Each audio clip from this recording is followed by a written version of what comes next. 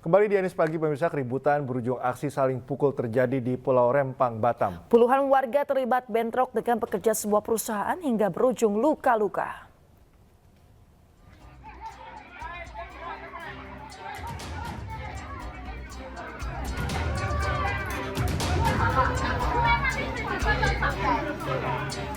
Aksi saling pukul tak terelakkan saat puluhan warga mendatangi lahan kosong di Kampung Sungai Buluh, Pulau Rempang, Batam, Kepulauan Riau.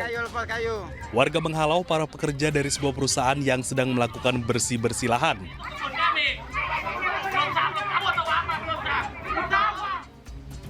Akibat bentrokan itu, 3 orang dari pihak pekerja mengalami luka. Sementara warga juga mengalami luka, termasuk seorang wanita parubaya yang alami cedera di bagian tangan. Kejadian ini berawal saat pekerja sebuah perusahaan membersihkan sampah dari sebuah lahan milik perusahaan.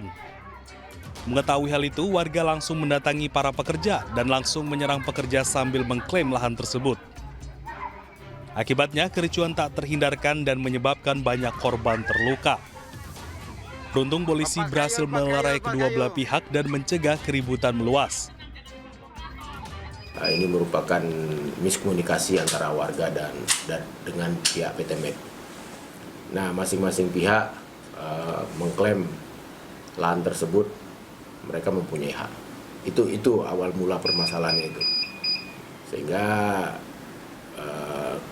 terjadilah, ya bisa kita katakan bentrok lah kedua belah pihak di lapangan. Saat ini, petugas gabungan masih menjaga ketat kawasan lahan tersebut. Sementara pihak yang terluka melaporkan kejadian itu ke aparat kepolisian. Dari Batam, Kepulauan Riau, Gusti Yenosa, iNews melaporkan. Seorang emak-emak menjadi korban peluru nyasar saat menjemput anaknya di kawasan Kampung Baru, Ciracas, Jakarta Timur. Akibatnya korban terluka pada bagian mata.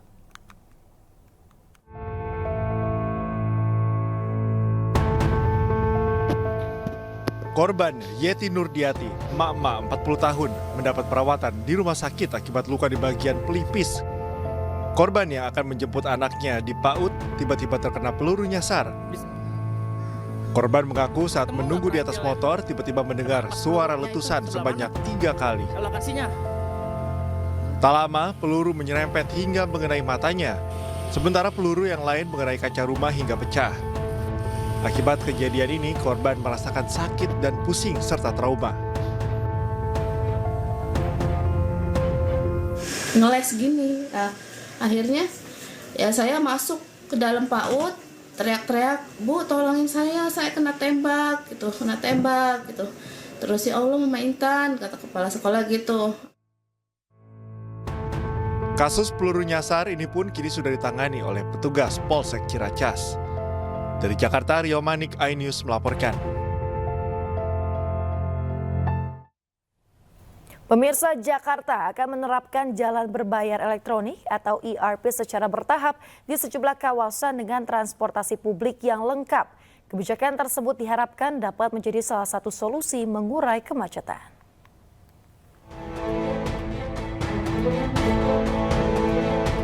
Pemerintah Provinsi DKI Jakarta hingga kini terus mematangkan kebijakan jalan berbayar elektronik atau Electronic Road Pricing (ERP).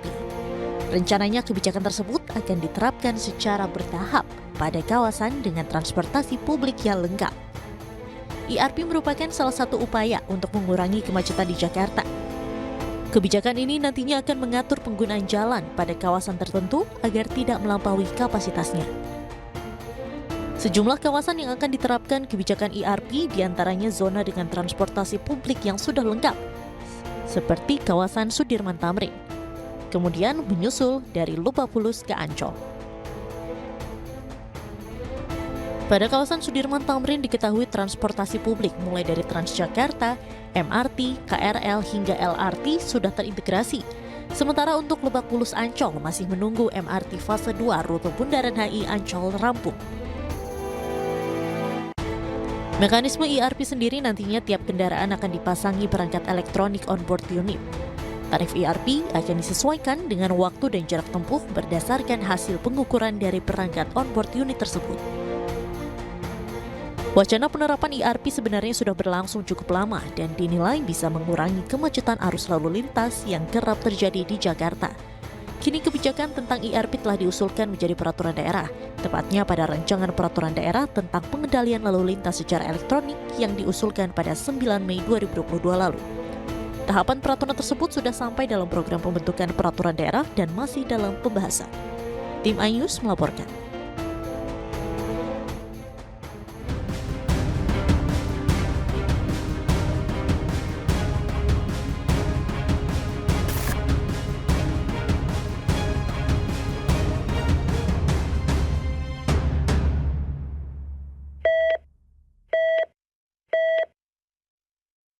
Pemirsa, Presiden Joko Widodo ditemani Ibu Negara meninjau dan mengecek langsung harga kebutuhan pangan di Pasar Duku Kupang, Surabaya, Jawa Timur. Dalam kunjungannya, Presiden Jokowi menyebut harga kebutuhan pangan terpantau masih normal.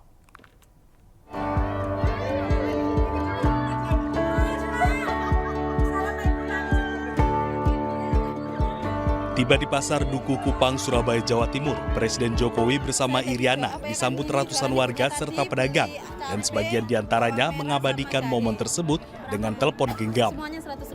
Selain memantau langsung harga kebutuhan pangan, Ibu Negara Iriana sempat berbelanja bumbu dapur. Sementara Presiden Jokowi juga sempat membeli buah-buahan. Mampir saja untuk melihat harga-harga. Saya lihat baik semuanya ya. Tadi saya lihat telur, harganya terlalu rendah menurut saya, 24.000. Kemudian cabai rawit 35.000, saya kira harganya udah. Mungkin pasokannya terlalu banyak. Dalam kunjungannya, Presiden juga membagikan kaos dan sembako kepada pedagang pasar dan warga. Selain meninjau harga di Pasar Surabaya, Presiden Jokowi juga diagendakan akan menghadiri acara pernikahan Putra Kofifa Indar Parawansa, bakal calon gubernur Jatim petahana di Masjid Al-Akbar Surabaya. Dari Surabaya, Jawa Timur, Hari Tambayong, iNews melaporkan. Pemirsa, DPR mengesahkan perubahan Undang-Undang Kementerian Negara yang akan membuat Presiden terpilih Prabowo Subianto lebih leluasa untuk menyusun kabinetnya. Jumlah kementerian yang ditetapkan akan disesuaikan dengan kebutuhan Presiden.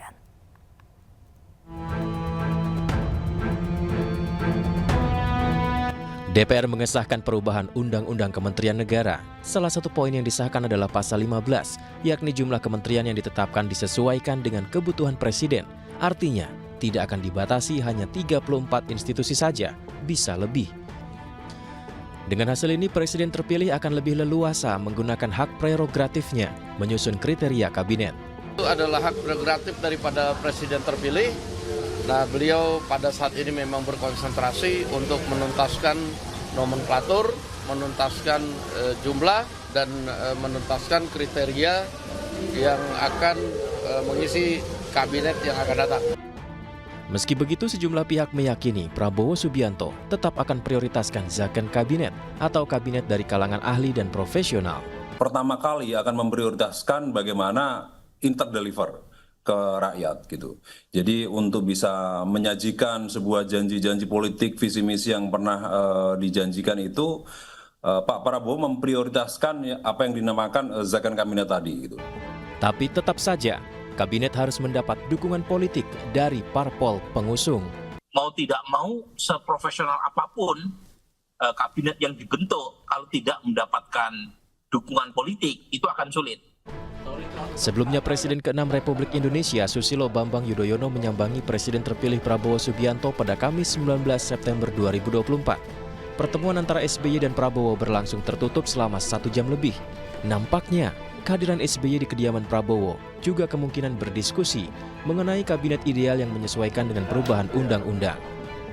Lantas, apakah Presiden terpilih Prabowo Subianto sudah menyusun final kabinetnya? Tim Liputan iNews melaporkan. Pemirsa, Presiden Joko Widodo bercerita tentang adanya bisikan hati-hati digulingkan saat Indonesia hendak mengambil alih PT Freeport pada 2018 lalu. Hal tersebut diungkapkan Jokowi saat berbicara tantangan hilirisasi dalam pembukaan Kongres Ikatan Sarjana Ekonomi Indonesia di Surakarta, Jawa Tengah. Bapak Ibu sekalian yang saya hormati, pada posisi normal, pada posisi dunia normal, kita tidak mungkin melakukan ini.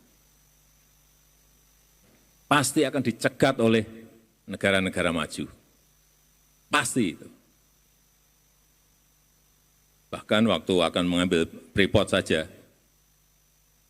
banyak yang membisiki kepada saya, Pak, hati-hati, Papua bisa lepas. Pak, hati-hati, Bapak bisa digulingkan. Pak, hati-hati. Jadi hilirisasi ini bukan barang yang gampang. Karena Freeport sendiri sudah 55 tahun beroperasi, nggak pernah mau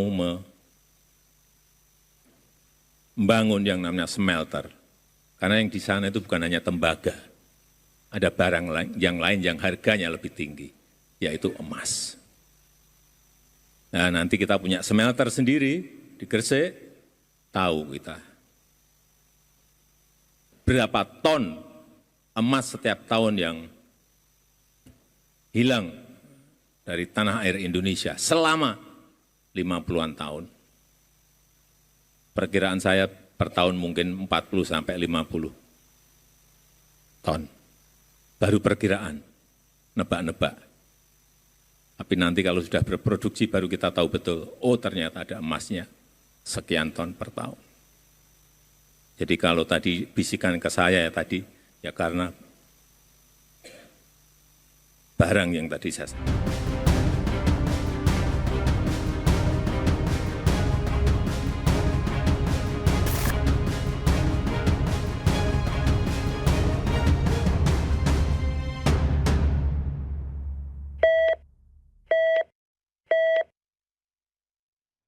Pemirsa, Pramono Anung menangis saat mengikuti perpisahan dengan seluruh pejabat dan pegawai sekretariat kabinet pada Jumat pagi.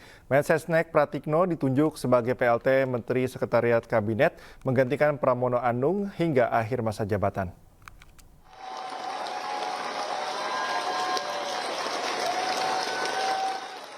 Sekretaris Kabinet Pramono Anung menggelar agenda perpisahan dengan jajarannya di Wisma Grida Bakti, Jakarta. Saat tiba di lokasi, Pramono Anung yang hadir bersama istri mendapat sambutan meriah dari seluruh pejabat dan pegawai sekretariat kabinet. Dalam sambutannya, Pramono berterima kasih kepada seluruh jajaran yang telah membantunya, terutama saat masa pandemi COVID-19. Bahkan, di akhir sambutannya, Pramono sempat menitikan air mata saat berpamitan dengan pegawai sekretariat kabinet. Jadi saya selama 2 periode memimpin Seskap ini, saya sangat dekat dengan seluruh staf, karyawan, para pejabat di lingkungan Seskap dan memang saya bekerja untuk memberi hati dan juga sekaligus merubah paradigma yang ada. Seskap sekarang ini sudah menjadi lembaga yang sangat disegani, dihormati karena sebagai kantor pembantu presiden yang utama untuk presiden sebagai kepala pemerintahan, hampir semua keputusan-keputusan penting alhamdulillah bisa dijalankan, disampaikan secara baik. Dan yang paling penting adalah kultur kerja yang di internal itu kultur kerja yang fighter, berbahagia, tetapi tidak pernah ada keterlambatan. Surat pengunduran diri Pramono Anung dari jabatannya sebagai Sekretaris Kabinet telah ditandatangani Presiden Jokowi pada 19 September yang lalu. Presiden menunjuk Mensesnek Pratikno sebagai PLT Menteri Sekretaris Kabinet hingga akhir masa jabatan.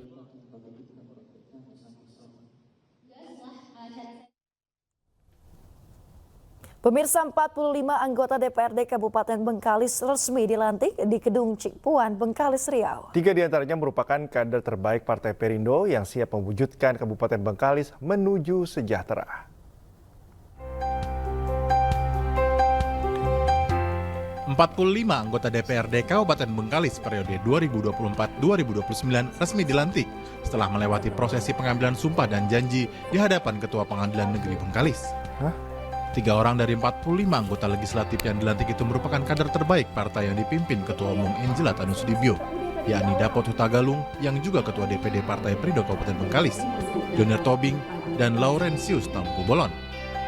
Usai dilantik, ketiganya berkomitmen akan terus berjuang demi kemajuan dan kesejahteraan masyarakat Kabupaten Bengkalis. Tentu kami berharap usul ataupun aspirasi dari masyarakat itu yang kita serap dan akan kita perjuangkan ke depan demi kemajuan Partai Perindo ke depan. Dari keseluruhan total kursi DPRD di Kabupaten Bengkalis, PDI Perjuangan meraih 10 kursi. Kemudian disusul Partai Nasdem, PKB, Partai Gerindra dan PKS masing-masing 5 kursi, serta Partai Perindo, PAN, Demokrat, Golkar masing-masing 3 kursi, sedangkan PBB 2 kursi dan P3 1 kursi. Dari Kabupaten Bengkalis, Riau, Dedi Iswandi, iNews melaporkan. Pemirsa, keseruan lomba bercerita menggunakan bahasa Inggris hingga menyanyi berlangsung di Surabaya, Jawa Timur. Ya, ratusan anak-anak mengikuti kompetisi dengan semangat dan ceria hingga memakai kostum karakter hewan yang lucu. Live with your mother and me down. They left their house so they can build their own houses. The 3 little pigs gathered materials. The first one is so lazy Puncratan that Yasmin, he guys. uses straws to build his house. Talent show bertajuk Sparking Excitement with IKEA digelar di kota Surabaya, Jawa Timur.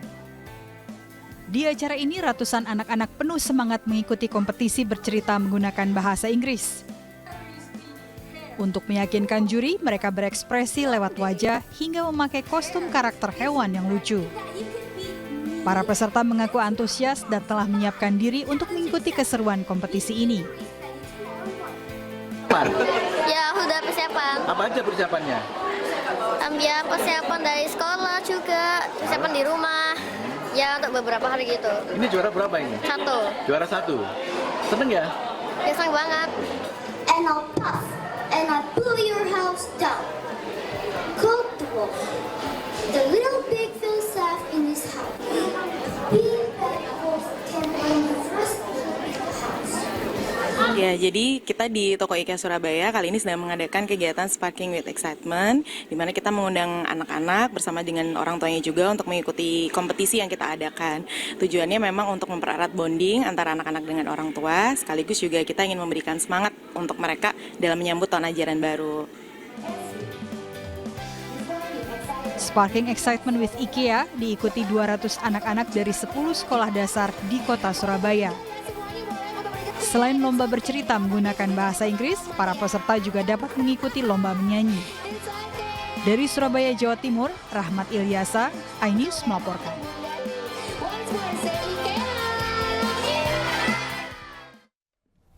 Merasa kurang nyaman setelah berolahraga, jangan khawatir karena kini Anda dapat melatih fisik dengan nyaman. Ya, olahraga ini justru memperkuat otot hingga melatih kekuatan.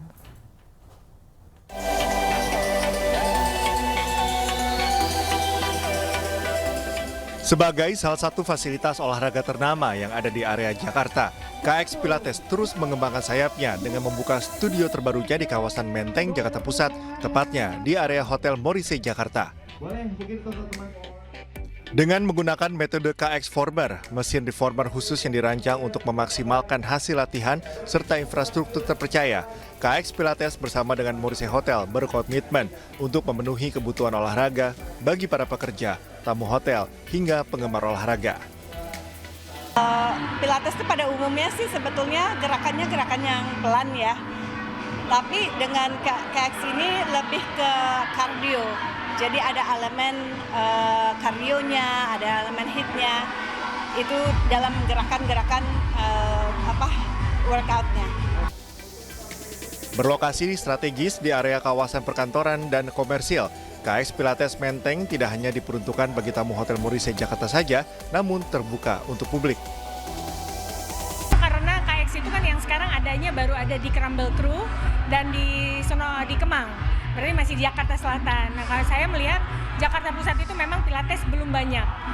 Dan terutama kardio Pilates seperti ini belum ada. Jadi makanya kita memilih Menteng area yang kita pilih pertama kali untuk mendirikan KX cabang KX keempat. Ini baru pertama kali ya aku ikut KX Pilates dan aku ngerasa suka banget sama kelasnya, sesinya juga, sama coachnya itu benar-benar memperhatikan postur tubuh aku banget. Jadi aku tuh jadi banyak gak salah gitu. Dan aku ngerasa aku bakal balik lagi sih ke sini untuk ngikutin kelas-kelasnya lagi gitu. Dalam rangka grand opening studio terbaru, KX Menteng memberikan penawaran Fit and Unwind Retreat Package mulai Rp1.450.000 untuk tamu Hotel Morrissey Jakarta, serta promo Rp400.000 untuk 3 sesi bagi non-tamu hotel, di mana durasi latihan per sesinya adalah 50 menit. Dari Jakarta, Stephen Palinama, Muhammad Khairuddin, iNews melaporkan.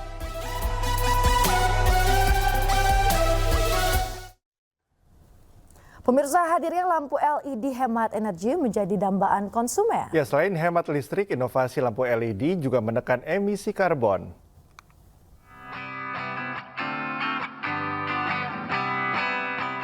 Inisiatif Grand Switch mendorong kolaborasi seluruh pemangku kepentingan untuk mencapai tujuan berkelanjutan dengan beralih dari pencahayaan konvensional ke pencahayaan LED dan LED terkoneksi. Upaya efisiensi energi memainkan peran penting dalam mencapai target emisi nol bersih pada tahun 2060. Untuk itu Signify menghadirkan Philips Ultra Efficient LED yang dapat menghemat energi hingga 50% untuk mencapai target pengurangan emisi karbon. Ya, jadi kalau dengan menggunakan Philips LED Ultra Efficient, maka tentunya customer dapat menghemat biaya penggunaan energi, kemudian juga menghemat biaya operasional karena dia menggantinya dalam masa yang lebih lama. Selain biaya energi tersebut juga dapat dikonversi dengan menghemat jejak karbon, ya, mengurangi emisi karbon, serta juga tentunya mengurangi limbah, sehingga produk ini sungguh tepat untuk beralih menjadi penggunaan yang tentunya pencahayaan lebih hemat energi dibandingkan dengan pencahayaan LED standar lainnya. Inovasi Philips Ultra Efficient LED merupakan salah satu bentuk berkelanjutan inisiatif Grand Switch yang diluncurkan oleh Signify tahun lalu. Dari Jakarta, Nisa Sahib Laksana, iNews melaporkan.